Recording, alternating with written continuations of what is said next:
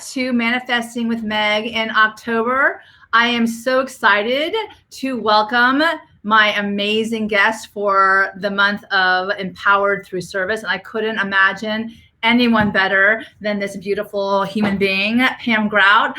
Before we start, I want to welcome everybody to the show and thank you all for joining us tonight. And before I introduce this beautiful person, because believe me, you guys are going to be inspired tonight and it's really going to shift your energy. And that is my intention. And literally, that's both of our intention, to come out here and just be a burst of really, really delightful, fresh air tonight. So before I go on any further, I want to say that we're here with episode 47. The theme tonight is You Get to Decide, which I can't imagine a better one at this point, because as we are turning the corner from October to November, clearly we all have to decide. So what kind of America we want to live in and how we want to treat each other and what kind of beautiful experience we'll have in this beautiful world moving forward. This is a show about life transformation. This is a show about living your dreams. This is a show about spiritual inspiration, finding true happiness, and my favorite, discovering bliss. And it's time to manifest the life of our dreams tonight together. So before I continue, welcome Pam Grout, and what an honor and amazingness it is to have you here tonight. I've been saying all day something wonderful is going to happen, and it already has started. So thank you so much for joining me and my audience tonight and in bringing the wisdom that you have to share. Thank you so much for joining us. Yeah, thank you, Meg, for inviting me on. I've been a big fan of yours for a long time. So this is just a realization of a dream for both of us. So thank you for inviting me, and thank you for all the work you do. I mean, you just do amazing work out there in the universe, and you know, we need more people like you that are helping us, you know, shift over. So thank you for the work that you do. Oh my God, thank you so much. And you know, literally I have this beautiful journey, and a lot of it has been inspired by happening upon this beautiful little book, E Squared. I was blogging one day and this other blogger was talking about it. And I love anything that'll show me how to look for possibility and feel the potential, like you speak to. We'll get more into that. But I do want to make sure everyone knows who you are and why I'm so like inspired by you and your path and what you bring to the world. And I love this picture of you with these awesome, like you weren't like jumping in a pool of balloons or balls, or it's just awesome. Yeah, it's a ball pit, you know, like those ball pits. I don't even know if they probably don't even have those anymore because of the pandemic, but you know how you could jump in and kids would always do that. So that's me in a ball pit at a retreat that we gave actually in Florida, in Orlando, Florida. Oh, that's awesome. That's awesome. And you know, I want to say that bliss is not an abstract idea. It's an attainable state of being. Whoever you are, wherever you find yourself, you're just steps away from the life you desire. And it's just time to really ready to wake up and actually embrace the world, the universe of packed with possibility. So before we begin, Pam, this show is all about intention, and we set our intention at the outset, and you pick a number, and at the end of the show, we go ahead and I will speak to that intention with regard to you reading a page from the Magical Guide to Bliss. This show is based upon each month in the Magical Guide to Bliss, and this beautiful author, Pam Grout, is one of my wonderful blurbs in this beautiful book. Who, like I said, people are put in your path to inspire you along. And certainly she was one of those inspirations for me. So let me just hide the picture so we can get back to us, and away we go. And the text on the screen will read tonight that you do in fact get to decide. So Pam Grout, let me introduce you to those people who don't know you, and I know my circle knows you because I talk more about you than anything else, but Pam Grout is a #1 New York Times bestselling author of 20 books, including the brand new Course of Miracles Experiment, a starter kit for rewiring your mind and therefore the world. So I definitely encourage all of you, if you need a hit of inspiration and shifting possibilities, this is a great book for you, definitely. She's a freelance writer who has published with Scientific American Explorations, Outside, Men's Journal, People Magazine, Travel and Leisure, and many other publications. She's the creator of the TV series Going Rogue and the wacky proliferator behind two popular blogs, Amazing blog, by the way. So I will definitely put all your feeds in the chat afterwards so people can find you, because I really, really, really would encourage everyone to grab on to inspiration where you get it. And this is a wonderful place. Her current focus is the Tutu Foundation, which we will talk about in a bit. And she started it to honor her magical daughter, Tasman, who has been guiding her from the non-physical since October 15th, 2018. Once again, I will put your feed, your information in the feed afterwards. But I want to honor Taz, and I want to say, it's her week of her birthday on October 8th. So I know she's here with us. And I love the fact that she's here with us, because two magical Grouts in one room, I can't imagine what's going to happen tonight. So before we continue, can you tell the audience a little bit about your journey so far, so you can give them a good idea, where the books came from and how you were inspired to step into this path? Well, I've been so blessed in my life with my career. I've always been able to do the thing that I love to do, which is write. So the nice thing about being a writer, and I've been a freelance writer for a really long time, is that you can, whatever you get interested in, you can write about it. You just get an assignment. You want to meet a particular person, you get an assignment, and then you get to go interview that person. So it's just been really fun. But I've always been interested in spiritual topics, manifesting, law of attraction, just this beauty of the universe that's out there and available for us. And so it was really a natural progression that then I would begin writing books about that topic, because it's something I'd always loved, and I'd actually used it a lot to launch my travel writing career, to do so many of the things that I've been able to do. And I thought, well, people need to know more about this and how to do it. So anyway, I wrote the book E Squared, which was actually my 16th book. And it became this big, international bestseller. But anyways, but it happened to be my 16th book. And as far as my career, I've done half my books have been travel books. I've done 3 books for National Geographic, as well as some books about, Kansas, where I'm from, and Colorado, and various I like quirky things. So I've done several books about quirky things in my state and in Colorado, but as well as these 3 books about meaningful vacations for National Geographic. And then the other half of my books are the kind of books that, you and I write, Meg, the kind of books that hopefully inspire people to, be more, to, trust in this goodness of the universe, and to really, change their focus from, which is really what, you get to decide, is really, if indeed that's true, that we get to decide, why would any of us decide anything but what would be the most positive? One of the things I always like to say is that you'd never go into a department store, pick out the ugliest outfit, and take it to the counter. I mean, who would do that? Or you wouldn't go in and look at a menu and then pick the dish you least like. But so often, I think what we do, and what we allow to take over our consciousness, is we pick the thoughts that scare us, or the thoughts that aren't pleasant, and we do get to decide. So that's a real important thing. Once we really get that we do get to decide, your whole life starts spinning in a whole new direction. Wow. And we have some people on tonight, Deborah Weed, as well as Dee Brewer, who have been fans of yours for years, shouting out to you, and so excited to hear you live. And literally they got to decide to join us tonight to hear whatever it is that they need to hear. And I think that that's really kind of cool with the synchronicity of life too, and I love how you say, trust the goodness. And I love how you say you would never pick an ugly outfit and go buy it willingly. Why would you do that? So why would you pick thoughts that really infect your mind and really bring you down into this low place? And literally, at a certain point in time, you clearly have to shift yourself, or you come to that awareness that it doesn't have to be that way. There is possibility in other ways. What came up is you wrote a blog about George Clooney slept here. And, I've always wanted to ask you, why do you use George Clooney? Because I was like, I like George Clooney. He's a great actor. Obviously, he means something a lot more to you in your travels than just seeing him as an actor on the stage.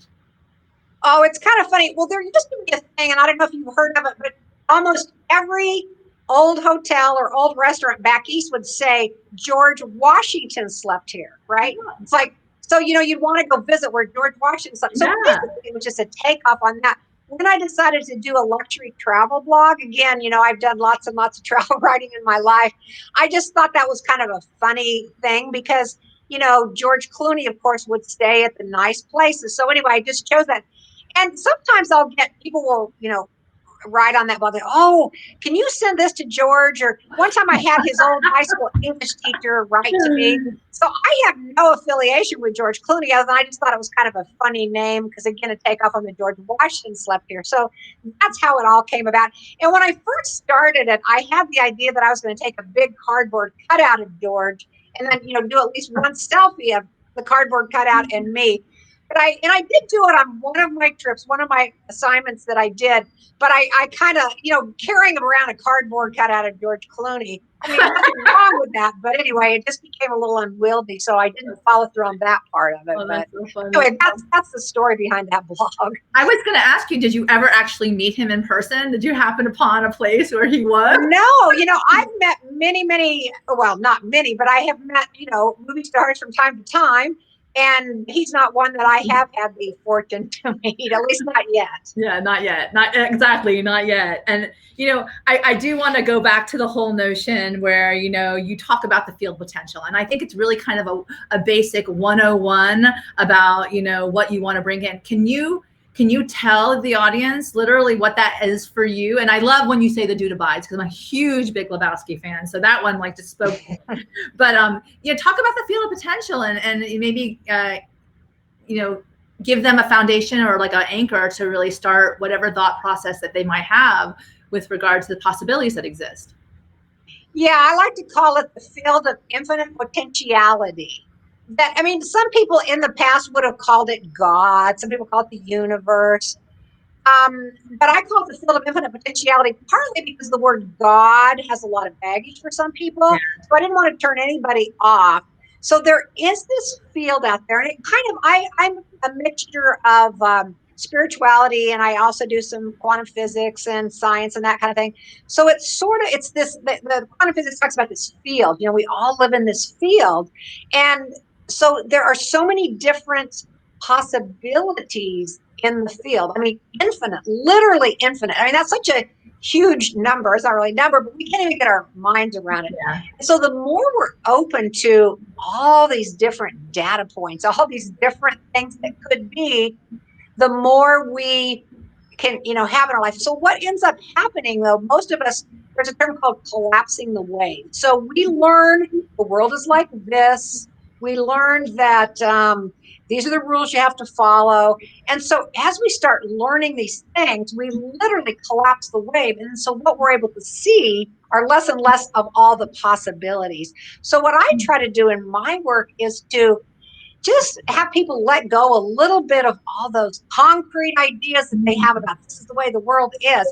Because the more, we animate into our life whatever we put our attention upon. So if we start putting our attention more on possibilities, on, what could be, things just open up in a whole new way. So that's sort of it in a nutshell, the field of infinite potentiality. I just love that. Like I said, it doesn't have any baggage. It's just this, it's teeming with energy and possibility. And, I just like that term. And so, I call it the FP, the field of infinite potentiality. So that's kind of its little nickname. Well, one of the first experiments in the book that you do is that, you ask the FP, to bring me something so amazing that it has to be beyond the imagination. So it kind of gets and I see what you're talking about when you're saying collapse the wave. You start to fix into this mindset that you don't see what's really there because you only see what you're being told to see, which is interesting, like illusory. And really, when you get to a point where you're like, no, that's not the way it is, you start to see things differently. You're like, I always compare it to like a Shakespearean play when stage right people walk in and they're like, oh, look at there. And then there, and you're just like, and then you're really vibing this really great experience. And I love how you say, to let go of the constructs that you've been taught over and over. And I kind of like be in that pit of balls once again, where you're the child again, right? And I want to follow up with that because, the quote today is nothing happens until you decide. And that's Stanley Turecki. And I think that ultimately, playing off of what you said, well, you get to decide whether what you choose to see is real or illusory. You get to see what it is that you want to see. So when we come out of this 2020 great pause, like we were talking about before the interview, you know, maybe we were running so fast that we got caught up and we lost our breath literally. And now this time is where we have to engage the breath again and step back and really decide at this point, this focus in this moment of who we want to be and how do we want to live in the moment. And I know that you were telling me, you know, you've been out in nature. You're where you are is you can engage, you know, perhaps maybe, you know, the natural element rather than, you know, what we, you know, get caught up in the daily. We don't see Mother Nature's beauty. Literally, I do take a moment and see, you know, those things that you're just like in awe. And ever since my daughter sang "Feed the Birds" from Mary Poppins, I swear to God, I catch pigeons every day. They fly on my balcony and they wait for her. And I guess they think that they're going to get some food. But I wanted to ask you, how do you interpret these days, you know, as you continue, because you really do have a calling that's very powerful and very strong, and people respond well to that. How do you plan on continuing on this path, on this calling, you know, in light of what we've just gone through as a country, as a nation, as a world? Well, I have tried to do various projects. Like in the beginning, you know, I sponsored this stay-at-home dance thing. So my partner and I got out there. We did this goofy dance. And then we, you know, for the first 22 people that also would do their little goofy stay-at-home dance, we funded, I think we sent $222, I believe it was, to, you know, these 22 charities. So we've done that. But I think, you know, what my gift is really is sort of translating a lot. I mean, I haven't come up with anything new. I mean, these are just facts about the way the world is, that the world is abundant, that the world is miraculous. I mean, all these things that happen. But what happens is we forget to see them, or we've conquered eyes, we've collapsed the wave of a different way of looking at the world. So I think my work really is to try to get people to let go of like you said, those beliefs that they have. And as far as what I'm going to continue to do in the pandemic, probably just the same thing, you know, just continue to, you know, open people's minds as much as possible. I do blog pretty regularly, and so I do that. I'm getting ready to, you know, start taking pictures for the next 222 award. So I don't know. I've just got various things. And I guess the biggest thing I like to do is to get guidance from something bigger than me, because again, I'm very aware of the limitations that I have. You know, I can only see further than, you know, what I've been taught. So I really want to let go of that for myself, and I really want to be true and honor whatever it is that I'm being called to do, you know, and be able to hear that, to be able to, you know, go inside, to be able to meditate as much as possible, to really get that thing that is mine to do. This is one of my favorite things that I learned from you. And it was when you wrote in the sand your wishes and you let it be taken away by the ocean. It's such a beautifully simple concept, but you brought it to light in my life. And I go to the ocean and I do that. And I always think of you. So I was like, you know, like the blessings from afar. But because, you know, you're the one who taught me, then, you know, I teach other people to do the same. And I love this picture. I found it on your page, and it was gratitude is a magnet for miracles. So, and that's like your Think and Grow Rich book, literally. But you know, the component with, I don't know what, I always wanted to ask you, what inspired you to go to the ocean? I mean, they always say message in the bottle, put it out to that's like, you don't want to litter the universe. You don't want to put the crap in the ocean. You want to keep it clean. But that was such a brilliant idea. And then just watch the universe take it away and see what happens. Yeah, that was a fun story. And E Squared was getting ready to come out. And again, like I said, it was my 16th book. And certainly I've continued to write books, and, you know, none of them, you know, took off into the atmosphere like this one did. But anyway, so I happened to be at my sister's house in Savannah, Georgia. And so on New Year's Eve of 2015, it came out in 2013, so it would have been 2012. We were there. We went out to watch the fireworks on the beach. And you know, my book was going to come out January 23rd or 28th, whatever it was, of 2013. So I just thought, I'm going to just write a big affirmation in the sand. I mean, literally it went on. I just got a stick and I wrote, E Squared will be an international bestseller. Love it. And then I just let the waves come in and take it out into the world. And certainly that's exactly what happened. And it's funny you're showing that picture right there. That's my friend Rhonda. I always call her never say no to fun. Rhonda, that's her feet. And she actually, I think, put up that little meme or whatever. But yeah. So it's fun to see Rhonda's feet. Hello, Rhonda. Hello, Rhonda. Yeah. Just joining us tonight. I love it. I love it. And you know how gratitude plays a role in your life as well. It's really important. After I read Think and Grow Rich, it really is. The more thankful we are for our blessings, the more rich our lives become, because we actually acknowledge those blessings. And the premise of your book, why don't you speak to that a little bit as well? The whole idea behind Think and Grow Rich. Right. Well, what happens, in fact, even back as far as E squared, I did have a quote from Willie Nelson, and he said, once he started counting his blessings, everything changed in his life. So again, we're talking about letting go of those beliefs that we have. So one of our beliefs that we have is that life sucks and then you die. I mean, I think a lot of people think that's the way of the world. That's the reality. They think that's the way it is. So as you start focusing more on gratitude, things that are, wonderful that are happening, and you just start looking for that, then you're going to start seeing that. And about the time that E squared came out, not only did I do that affirmation on the beach, but I also started, it wasn't initially called the AA 2.0 program, but that is what eventually I started calling, and I ended up doing a blog post about it. And then I ended up, doing this whole book about it. But what it was, everybody's heard of the AA program, right? The 12-step program. Well, this is 2.0, and it's just a 2-step program, and I'm all about smooth and easy. So what happened is this 2-step program is like you get up first thing in the morning and you say, or this is something amazingly awesome is going to happen to me today. And that's where the AA came from. I mean, how easy is that? Before you start your day, it's just like setting an intention. Something amazingly awesome. You're not saying, I want this and this and this to happen. You're just saying, I am open to miracles. It's another way of saying, I'm open to miracles.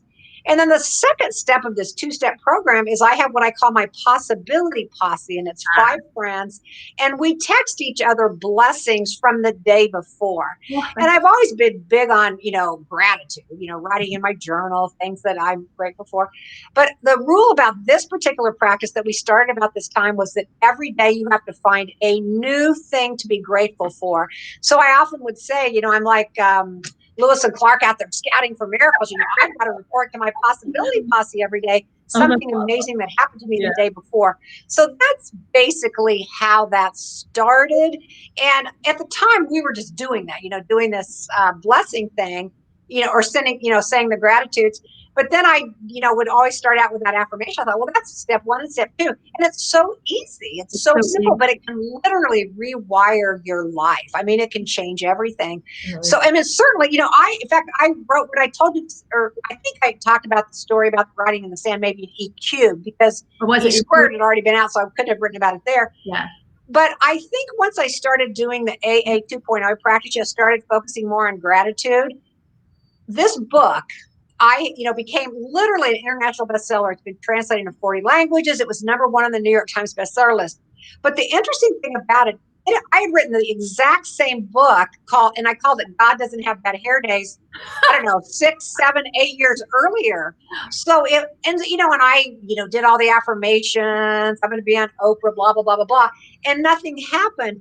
But once I started changing my frequency and I started becoming more grateful, then, of course, I felt guided to bring the book back out because I always loved that book. I didn't worry too much about it. It didn't take off like I wanted it to. Yeah. So I got busy. I wrote the 3 books for National Geographic, but just kept, I don't know that I was intentionally working on my frequency, but I was intentionally becoming more grateful and trying to appreciate, and just, what happens when your frequency gets higher, you attract different things. Yeah. So anyway, when that book came out, I think I was just ready. Again, it's the same book, the exact same book. Well, the first book had 10 experiments. This one had 9 experiments. Okay. But overall, it's the same book. And I just, came out and, it took off and it's taken me literally all over the world. So, anyway. But your intention was, to put it out and you let go. You didn't get stuck in your collapsed wave. Like you were actually the wave actually took you out. I love that metaphor, because you basically allowed it to carry you. And I think that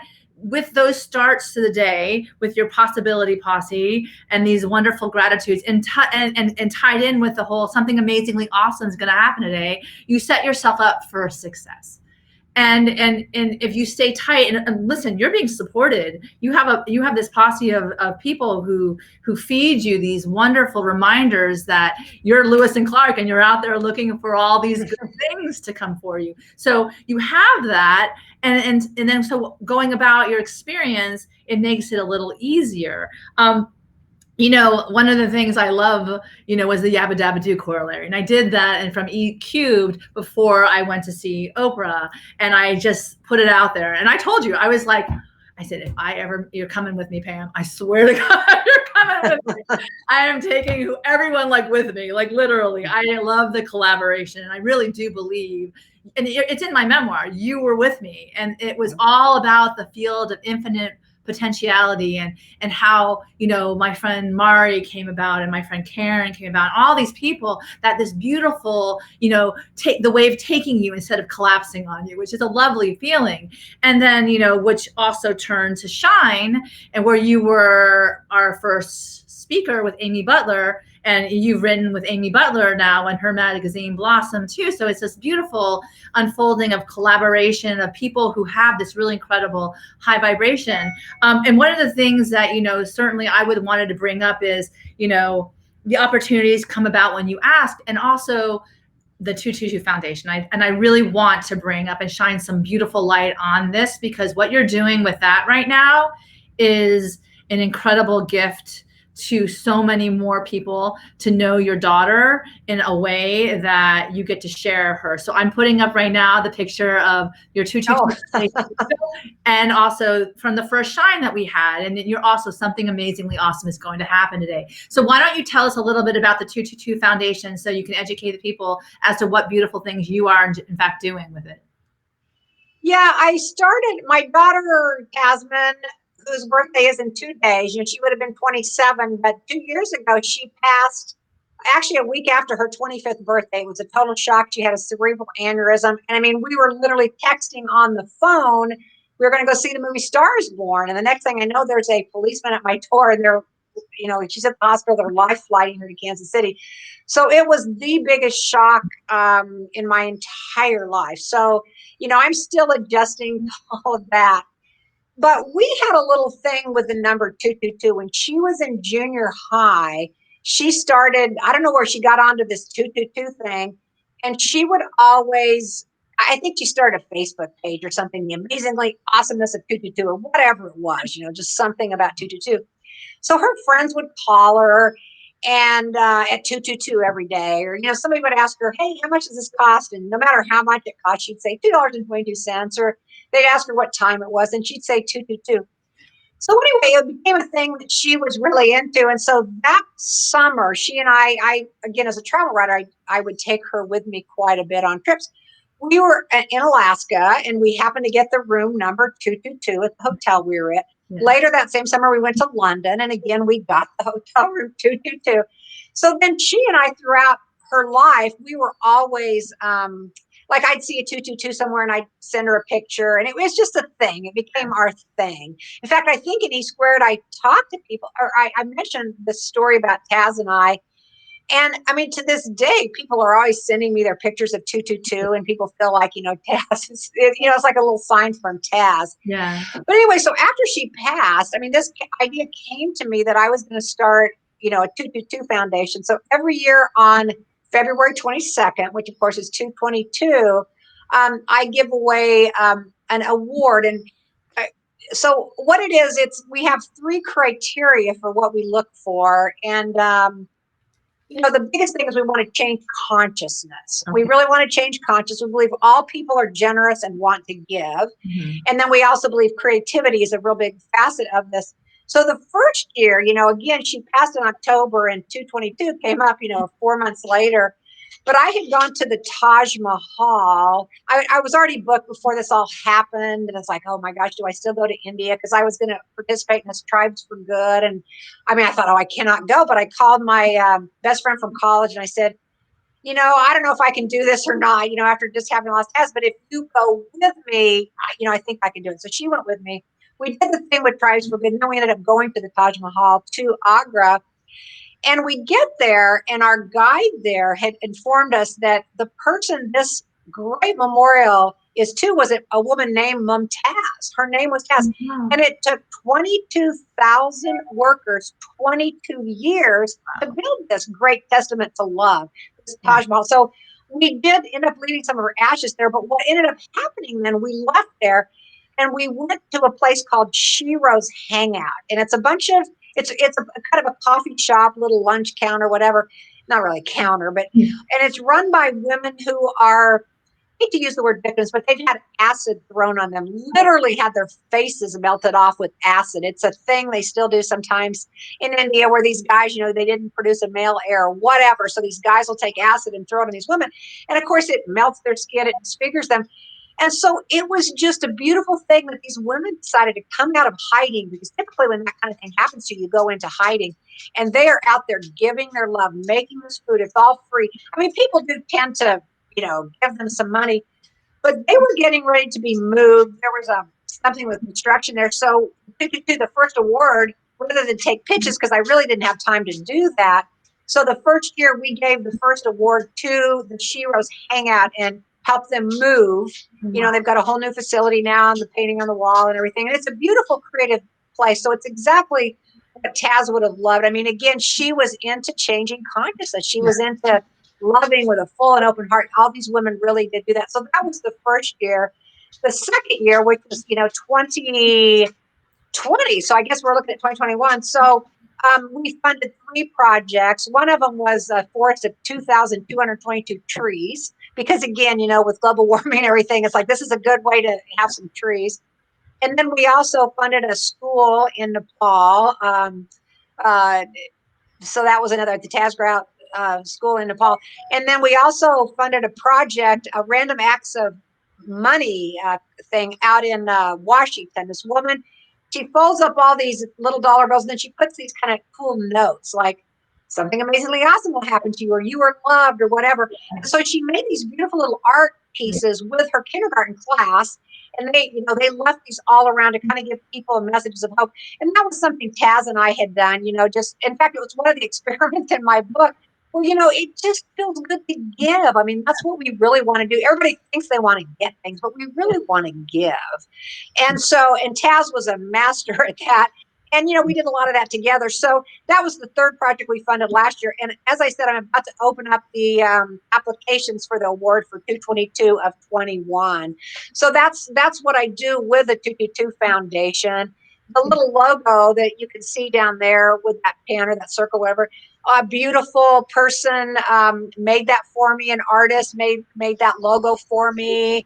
I've had so many amazing things happen. A woman, an artist from Hamburg, Germany, she wrote to me soon after Taz passed. She said, every year or every week for the next 52 weeks, I'm going to paint a flower and blow a little glass butterfly. Yeah. And, when she first said she was going to do that, I thought, oh, that's so sweet, so nice, but who would follow through for an entire year?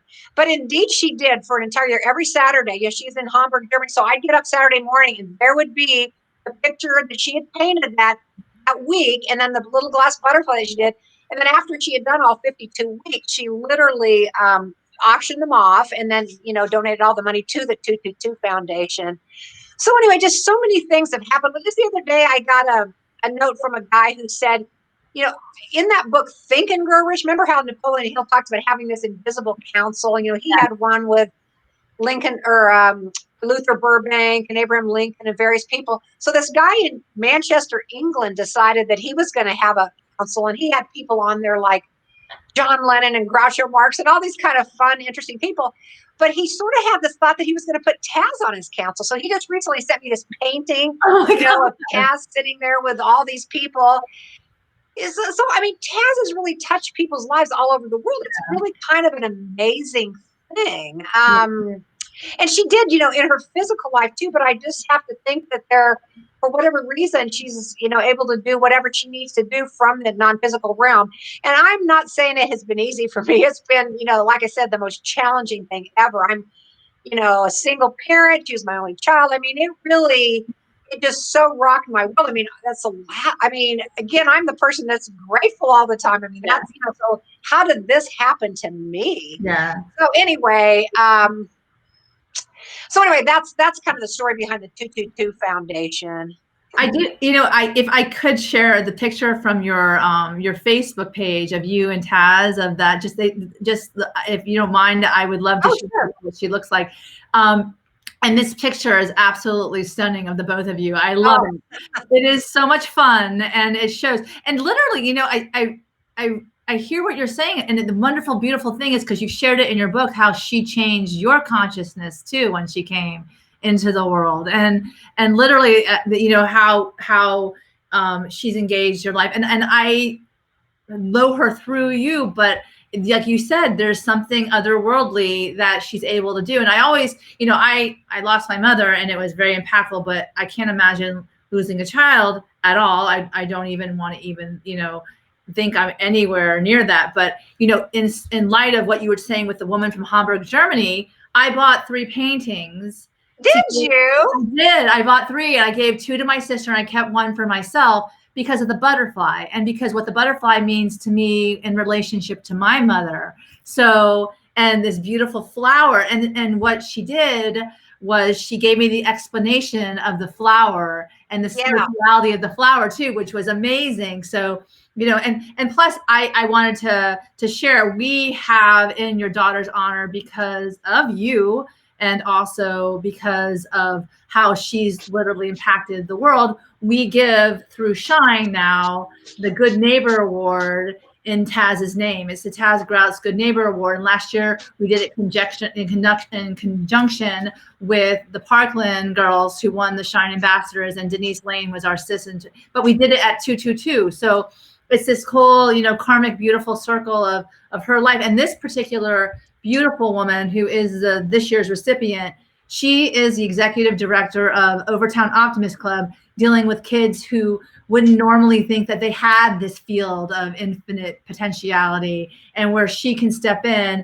and then we can empower her. And then I gave a donation to the foundation in the name of our good neighbor for the year. So it's just beautiful. Like you said, it's like, and you don't understand why things are happening at the same time, but it's kind of like, I don't know, you're still fresh. I was not where you are, where I was able to actually function, it really impacted me because, I don't know, I think maybe I'm just incredibly, I don't know. People are like saying, can't you just snap out of it? And it's just not fair, because everybody has their path to walk. And certainly the fact that you were so prepared with all your wonderful, Course of Miracle work and everything that you've done, that you can speak to her still today. And I wanted to ask you a little bit about Empowered Through Service, because all the time you do act out of service. I see how you are with people, and your energy is really just really good. And you, like you say, the generosity of spirit. And a lot of times, I think, especially now, what we're all going through, we're all like, oh, what about, me, and fearful, and like protecting what is yours, and not trusting the other, and not allowing to come to the table to have a conversation about the differentiality when you can find the unity. But you're never like that. You welcome the conversation, and you welcome the unity in the division. And I love, I don't know if you want to share the socks, but I love the socks. It's just kind of like acknowledging, I see people, and I see their path, and I see their struggle, and at the same time allowing the beautiful of what you write by version of your travel books, as well as your spirituality books, because both are the world. And I go, there's nothing really different about it. It's just, how one's perspective. So I would love for you to tell us a little bit more about your vision as you engage the extraordinariness of other people who show up in your world. I want to think that I, bring that out in people, but I think it's really important for me to see that light in every person. Sometimes it's difficult. Again, we have these collapsed waves of how we see certain people, and particularly people that we've had history with and different things like that. But there's always a light shining in every person. I mean, that's shine. That's your beautiful motto and everything. And to be able to look at a person and to draw that out, because we all can draw that out of other people. And even if they're not aware of it, know and light within themselves, it is our job to see that and to amplify it, because every person has it. It may be darkened by their beliefs or their thoughts or whatever, but if we can shine a big enough light, all it takes, is one little match, to light a room. And so, I just feel like that's one of my jobs, missions, whatever you want to call it, is to try to see that light in every person, no matter what. And I will not say it's easy, but I do believe it's possible. And I do believe that's one of the most beautiful things we can do for the planet. We were talking earlier about, like us here, we're like one hologram of the entire planet. So the more we can do, just us, our group right here, is to spread that love and to look for that light. And it is powerful because it does go out into the bigger universe and get people looking for the light. So I feel like every interaction, everything we do is important. And so anytime we can do those interactions with love, with light, that's going to be, contributing to the benefit of the planet. That's amazing. And I wanted to put this up here because, oh goodness, what did I do? What did I do? What did I do? Hang on one second. There we go. This is literally, oh, there you are. There you are. Your beautiful face is back. This is something that you said. And I think it's something that if we all in October of 2020 do this, just do this in empowered service to yourself, to others. If you want to be crazy strong, electromagnet for love, be playful, be astonished, and be grateful. And that's what you're saying. You're like, don't see the other as an enemy of yours. See them as this light that just wants to burst out. They just need permission. And that is what you do. That is really what you do, because even when you spoke to Shine at the outset, you were giving people permission to do the happy dance. You were giving people permission to stand in their beautiful potential and just be authentically themselves. That is really what you do in your writing by these scientific experiments, to give people the permission to just get playful with their days, and the whole idea about being grateful, and just the whole idea about what you're serving the world right now through the foundation. I love, this is my favorite part of the show, because I know that you're extraordinary and I get to share you with all these extraordinary people. And that is amazing because, some of my guests are like, I don't think I'm extraordinary. And I said, oh, yes, you are. Because something that you're going to say, you have that light that you can pass on to another person. That's exactly what you said.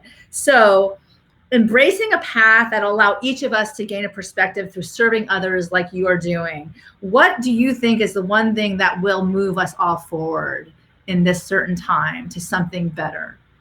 Move us all forward. Well, again, I think being grateful for each moment.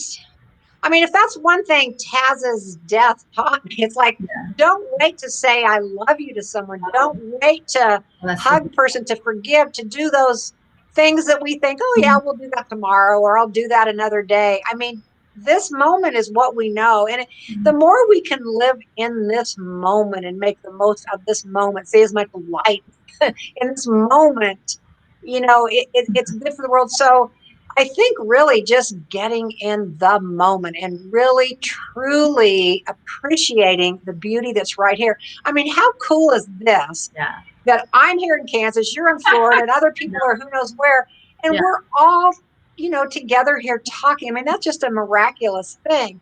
I just think the more we focus on so many wonderful things, and I think we've learned to take so many things for granted. I mean, in fact, our heart is beating.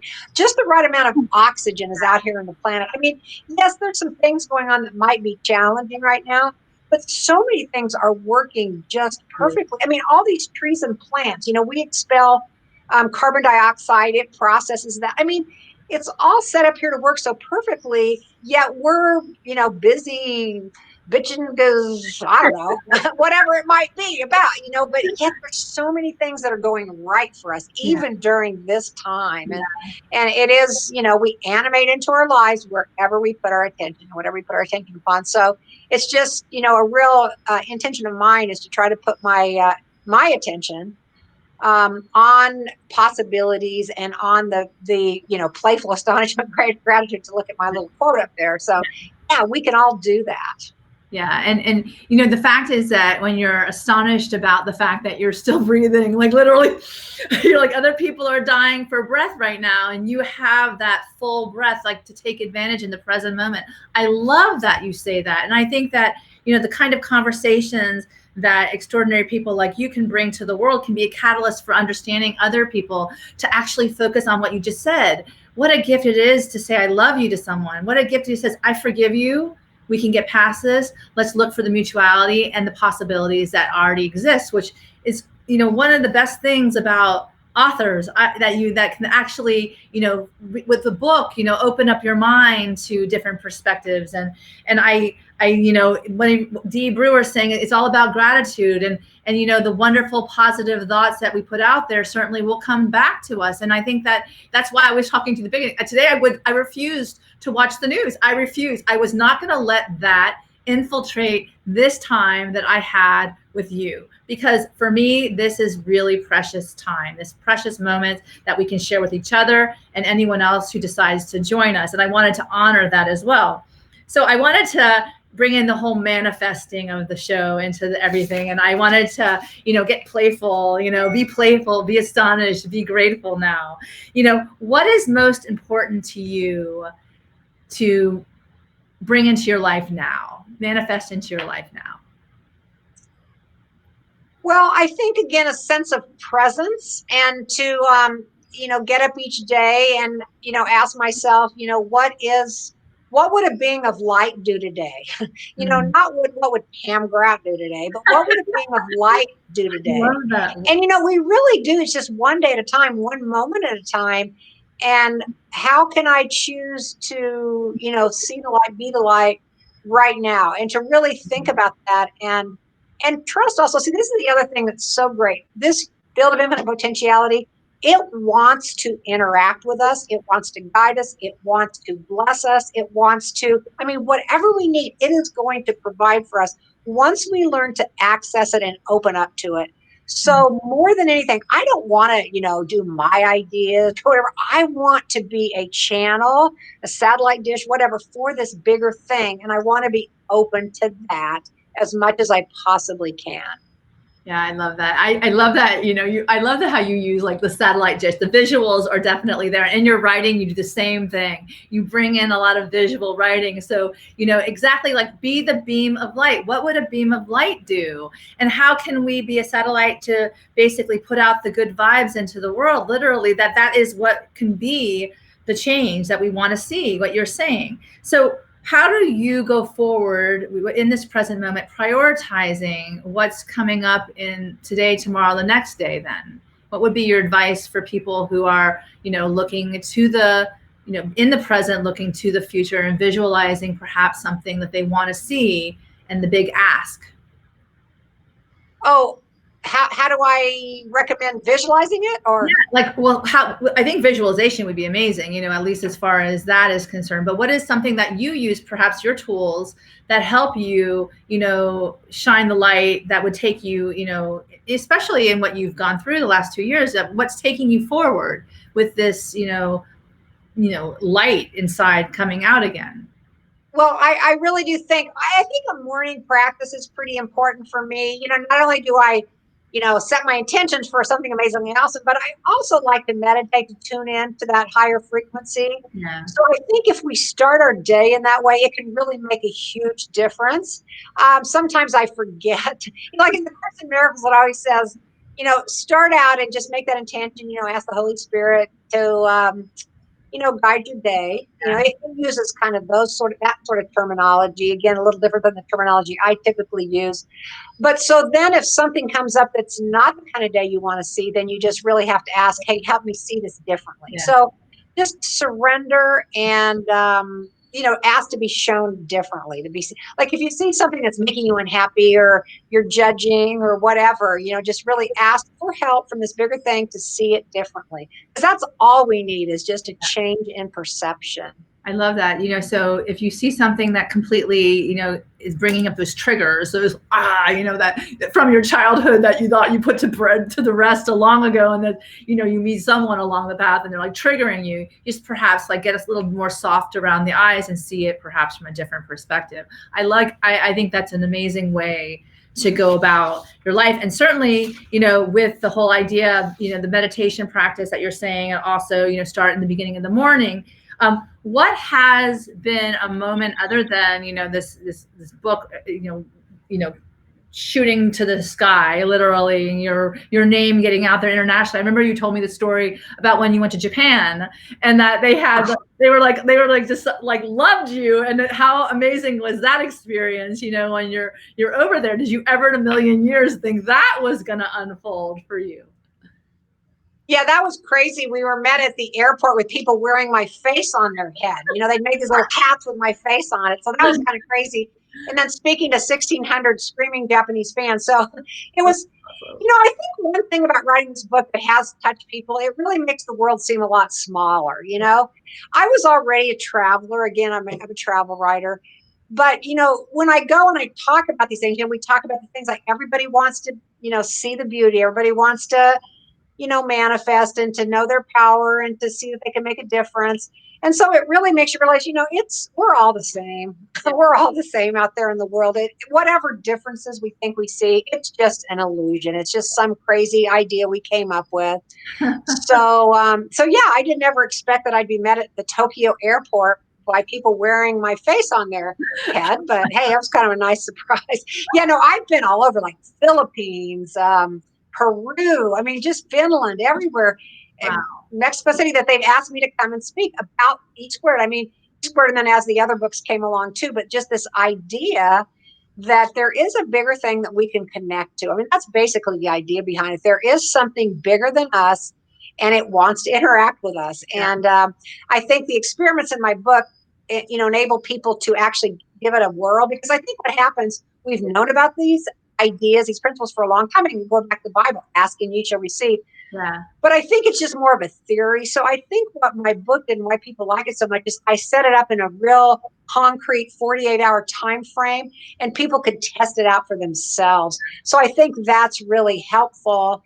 Don't just read about it. Actually open yourself up to see it in your own life. And I think people were just, wow, this stuff really does work. And I think that was why, this book has just been so popular. And like you're saying, things are learned when you actually read it, you say it, you read it again, and they actually do it. The application, the practice, and the habits of expectation, seeing, they always say don't expect from others, but expect from yourself, like literally that you're going to go out there and be playful, be astonished, be grateful when you have that expectation from yourself. I always wanted to ask you though, what is your favorite experiment in either book, E Squared or EQ? Oh, wow. I don't know that I have a favorite. I do love the Dude Abides, again, because that's sort of the framework. Once you get it, that there is this force, that I jokingly call the Dude Abides. Once you get that, it kind of can change everything. So all you really need is to get that surety. I love the Albert Einstein wands too, because that's such a visual thing. And people have put up on YouTube all these videos of them doing the wands and having the thoughts and having the wands go back and forth. So that's a fun one too. But I don't know. I like all the experiments. People would sometimes ask me, what's your favorite book that you've written? Well, I love all my books. So I don't know. It's, and people would try, oh, what's your favorite country? And I would often say, well, whatever country I last was to, that's probably my favorite because it's most fresh in my mind. Oh, that's awesome. So anyway, yeah, I'm kind of open-minded and don't usually pick favorites, I guess. Well, it's like, we always say, what was your favorite thing today? And people are like, oh, why do I have to name something? So you can name them all. So if you're all favorites, it depends on what you need to hear at what different time of the day that you can pick it up and you can speak to that again. So we get to do two special things today. At the beginning of the interview, I asked you to set your intention for the interview tonight and also pick a number from Magical Guide to Bliss.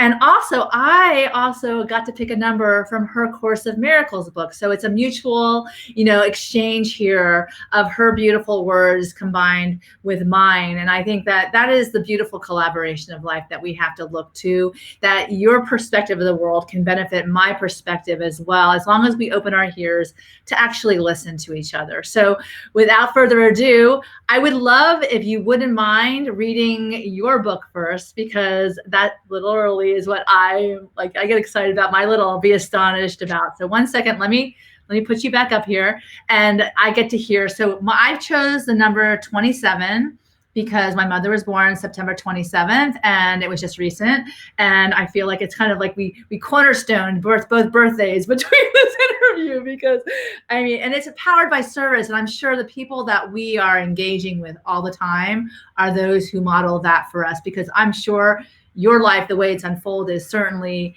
from your experience that you've gotten either positive or negatively from your experience, that it speaks to you to bring that beam of light. I love that. That's my favorite thing from tonight. What would a beam of light do today? So yeah. What would a beam of light do? Well, I think it's fun that we did this, like with the different numbers or whatever. And one of the things we talked about earlier, both of what we chose, that I chose the 222, you chose the 27. It sort of talk a little bit about what I say in EQ, well, duh. You know what I mean? It's like, why are we surprised that the universe is that interacting with us? Why are we surprised when we, make an intention, these things happen? But right. So I like to say, well, duh. But anyway, they do kind of go together pretty well. So do you want me to just read it then? I would love to read. Mine first. Okay, number 27. Yes, please. So it's called Writing a Different Caption, which also goes along with the theme, we get to choose. But okay, I always start my things with a quote, and this quote is from, there is a quiet light that shines in every heart. It goes back to that light. It is what illuminates our minds to see beauty, our desire to see possibility, and our hearts to love life. And the person who said that was John O'Donoghue, who's an Irish poet who is no longer with us, but he's one of my very favorite poets. I love him very much. But anyway, okay. Each week, the New Yorker, on the last page, offers a blank cartoon. Readers are invited to compose and submit clever captions. When I wrote this, for example, the back page featured a giant gingerbread man lying in a hospital bed with 6 doctors in chef hats peering down upon him. Editors choose 3 caption finalists, and then readers vote. It never ceases to amaze me how widely varying the captions are. One simple cartoon, 3 astoundingly different captions. This popular contest demonstrates just how completely different individual perceptions are. We may think everyone sees the world just like we do, but au contraire, my friends. A Course in Miracles, lesson 27, basically says, above all else, I want to see. And, that's to see the truth. Oh, wow. I want to let go of my false perceptions, my own personally captioned cartoons. I want only to see the insanely beautiful truth in everything and everyone. The sycamore tree in my yard is literally pulsing with life. The sky overhead offers a stunning new canvas each day. Each of my fellow humanoids are, as Hafiz says, God speaking. Today, I remind myself over and over again, 4 times an hour, if possible, that vision has no cost to anyone. And every time I truly look at life without blinders, I send innumerable blessings out into the world. That's beautiful. Oh my God, that's amazing. I just got goosebumps all over. Oh, I love it. I just put above all else, I want to see. And that really is what's calling to each of us. I want to see what the reality I choose to see, which is I get to decide. I love it. So I'm gonna read the 222 to you because I know you're on there. Oh, good. Okay. I have it up here. Yeah, go ahead. You honored me with your beautiful. This is beautiful. And before we go on, I do want you to share the back of the book and tell us a little bit about the picture that is something amazingly is about to happen, but that Taz actually made a calendar for you and you put it in the book because it's absolutely beautiful. Oh yeah. Well, in 2018, going into 2018, Taz had created a beautiful calendar. She was a real artist. She always made all kinds of things. I was just telling Meg how my whole house is like a Taz museum because I've got her artwork everywhere, everything from sculpture to paintings to just all kinds of things. But on this, the last page of the calendar, she did like February, like fantastic February, joyful January, just each month. And then she made it. I mean, it's all totally homemade. It's beautiful. But on the very last page, she did this, it's something amazingly awesome, but it's all the letters of the alphabet. And when Taz and I were in Barcelona in 2016, I believe it was, I went over there. We call it Tasman Fest, the week of her birthday. But so we were sitting one time drinking sangria or something. And I said, I've been saying that something amazingly awesome is going to happen to me for so long. I'm ready to say something different. Because, after you say something over and over again, it just kind of goes in one ear out the other. Yeah. So we came up with it's like something bodaciously brilliant, something captivatingly cosmic, something outrageously over the top. So anyway, we went through the whole alphabet. And so she made this poster. And so my editor allowed me to put this in the book. It's actually on the front cover.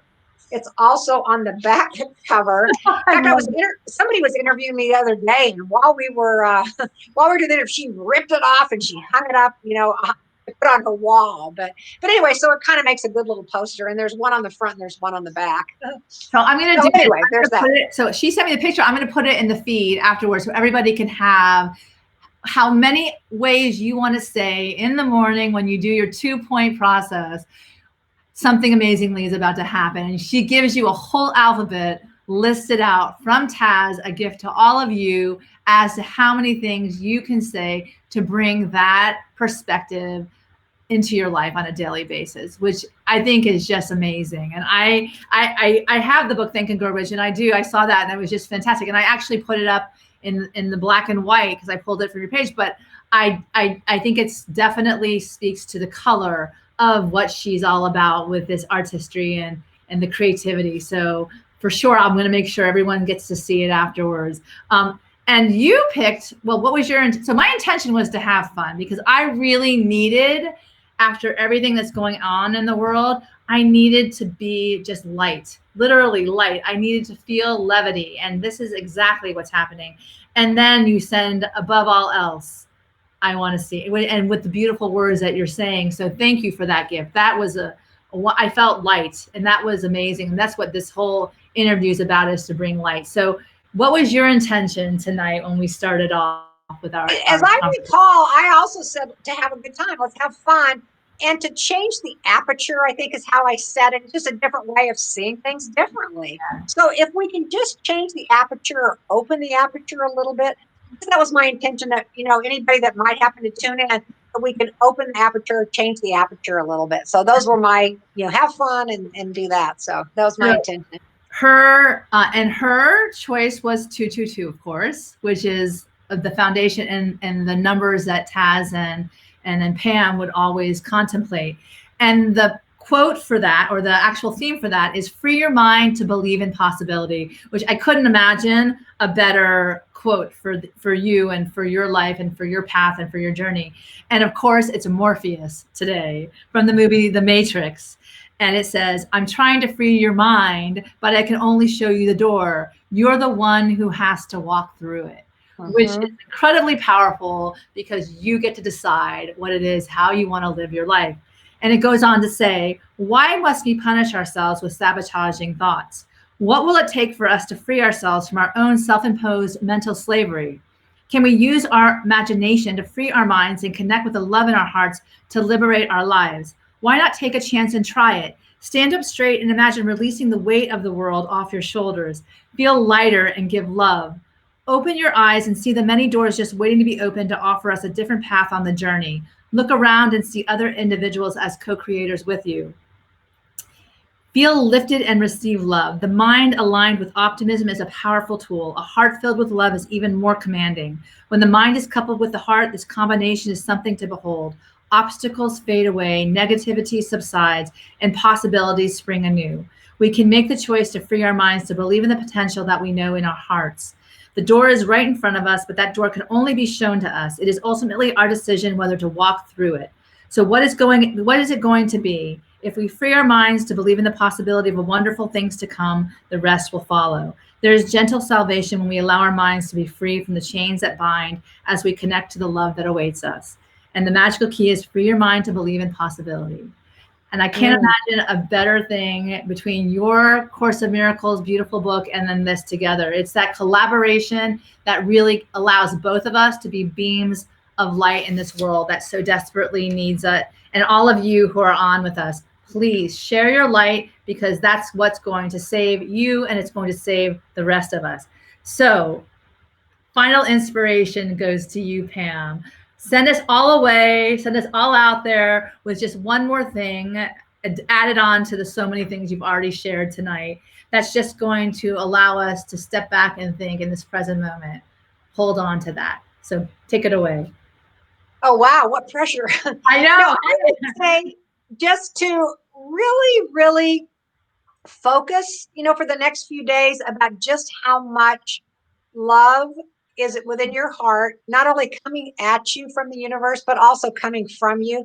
And just to spend some time looking for those signs.